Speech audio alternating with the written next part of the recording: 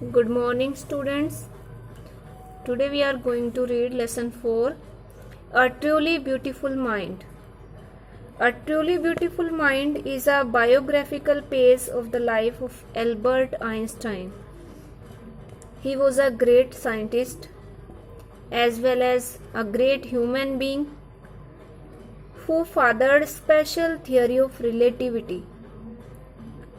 He inspires the young minds with the qualities of head and heart. He was very intelligent person. He was gifted with mathematics and was interested in physics. He was very hardworking young man. So let's read the story about him. A Truly Beautiful Mind. Before you read, who do you think of when you hear the word genius? आप किसके बारे में सोचते हो, यानी कि आपके mind में क्या आता है जब आप एक वर्ड सुनते हो और वर्ड है genius. Genius means extremely intelligent, बहुत ज़्यादा जो बुद्धिमान होता है उसको जीनियस कहते हैं. हु इज़ अ जीनियस और एक्सट्रीमली इंटेलिजेंट कौन होता है? What qualities do you think a genius has? आपके विचार से कौन से गुण एक जीनियस में होने चाहिए?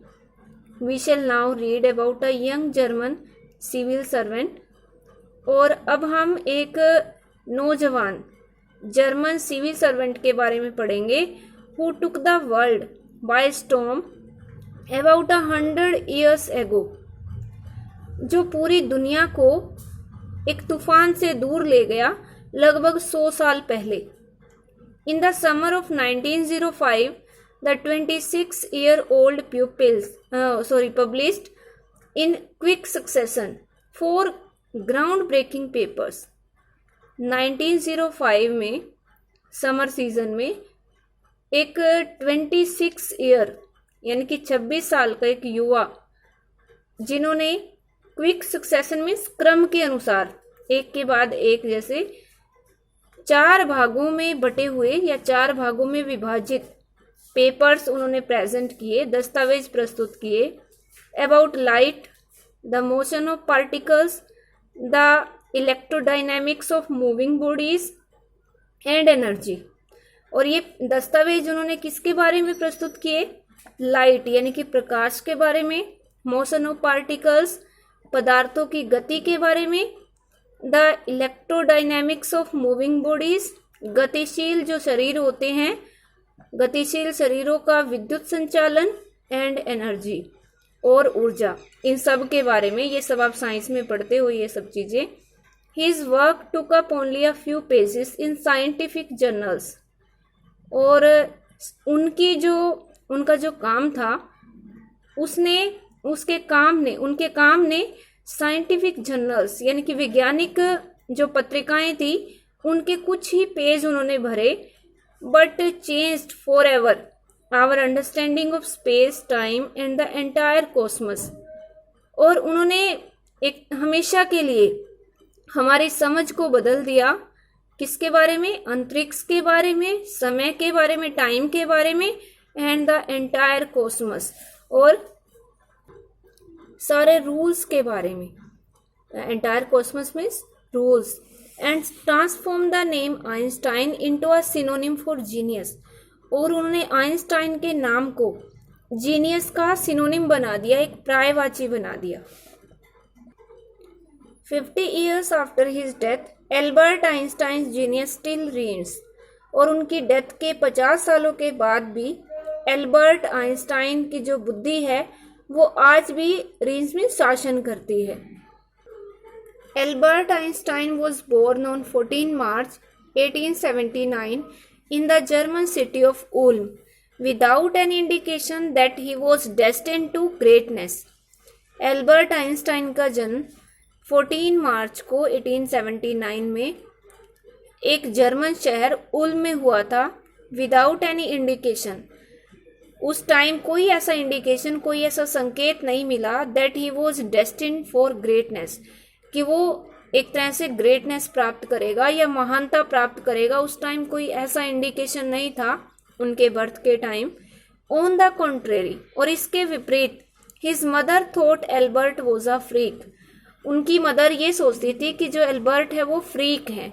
Freak means a word used disapprovingly to talk about a person who is unusual, यानी कि जो किसी एक ऐसे व्यक्ति के बारे में कहा जाए जो थोड़ा देखने में असामान्य दिखे, यानी कि दूसरों के जैसा ना दिखे, तो वो उसको ऐसा समझती थी एल्बर्ट को। टू हर, उसके लिए यानी कि उनकी मदर के लिए, his head seemed much too large, उनका जो सिर था एल्बर्ट का वो बहुत बड़ा था।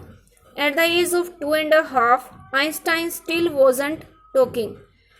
2.5, 2.5 साल की एज में भी आइंस्टाइन बातें नहीं कर सकता था, यानी कि बोलता नहीं था। When he finally did learn to speak, और जब फाइनली उसने बोलना सीखा, ही अटर्ड एवरीथिंग ट्वाइस, तो प्रत्येक चीज को 2 बार बोलता था। Einstein did not know what to do with other children, Einstein नहीं जानता था कि दूसरे बच्चों के साथ क्या किया जाए या कैसे खेले, कैसे बोले। And his playmates called him brother boring, और उसके साथी जो होते खेलने वाले उसके साथ, वो उसको ब्रदर बोरिंग कह के बुलाते थे। So the youngster played by himself much of the time, इसलिए वो ज्यादातर टाइम अपने आप अकेला ही खेलता रहता था। He specially loved mechanical toys, और उसे मशीनी खिलौनों से काफी प्यार था। Looking at his newborn sister Maja, और अपनी नवजन्मी सिस्टर को देखकर जिसका नाम माजा था, he said to have said fine but where are her wheels, यानी कि वो ये कहता है कि वैसे तो ये अच्छी है, फाइन है, पर इसके व्हील्स कहाँ हैं, इसके पहिए कहाँ हैं।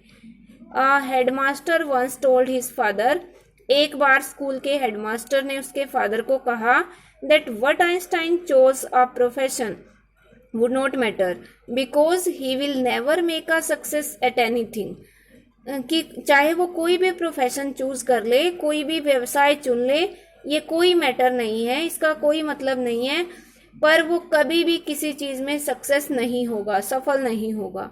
Einstein began learning to play the violin at the age of 6 साल की उम्र में उसने वायलिन बजाना सीखना शुरू किया। Because his mother wanted him to, क्योंकि उसकी मदर उसको चाहती थी कि वो इसको सीखे। He later became a gifted amateur violinist, और बाद में वो अमेच्योर का मतलब होता है जो सिर्फ अपनी एंजॉयमेंट के लिए कोई काम करता है। वो गिफ्टेड मतलब बहुत अच्छा, एक कुशल अमेच्योर वायलिनिस्ट बना, वायलिन बजाने वाला बना। Maintaining this skill through out his life, और उन्होंने ये स्किल, ये जो कुशलता थी उनकी, वो अपने पूरे जीवन में कायम रखी, बनाए रखी।